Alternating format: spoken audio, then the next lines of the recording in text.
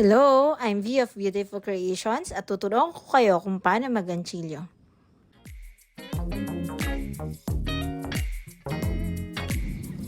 Subukan naman natin ngayon gumawa ng foundation chain. Para makagawa ng foundation chains, kailangan gumawa muna tayo ng slip knot. So, iipit natin yung yarn sa pagitan ng dalawang daliri natin.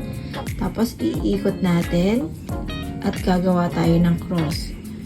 Meron na tayong tutorial kung paano gawin ito.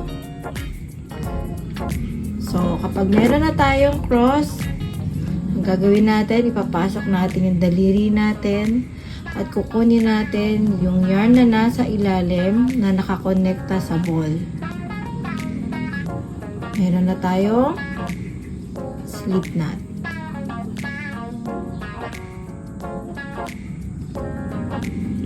Papasok natin ang hook dito sa ating slip knot at ang paraan ng paghawak ko ng yarn ay ganito.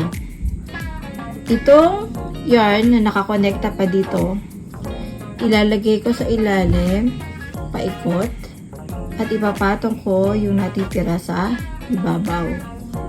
Ngayon, ito aking thumb at middle finger ang hahawak ng yarn o tail ng yarn. Pwede din ito yung hawakan, pero para makita ninyo, dito ako hahawak. Para makagawa ng foundation chains, itong hook natin, idadaan natin sa ilalim ng yarn at kakawitin natin papasok sa loop ang ating yarn.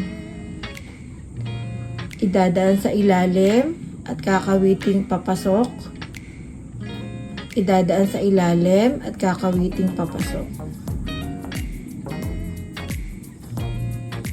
Yan ang mga chains na nagagawa natin. Ang itsura ng chain ay pa-V. Bawat isang V na yan ay isang stitch. Chain stitch. So, kung titingnan natin dito, meron tayong tatlo. Isa, dalawa, tatlo.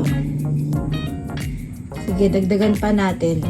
Again, idadaan sa ilalim, hatakin sa ibabaw. Idadaan sa ilalim, at kakawiting papasok yung yarn. Idadaan sa ilalim, kakawiting papasok yung yarn.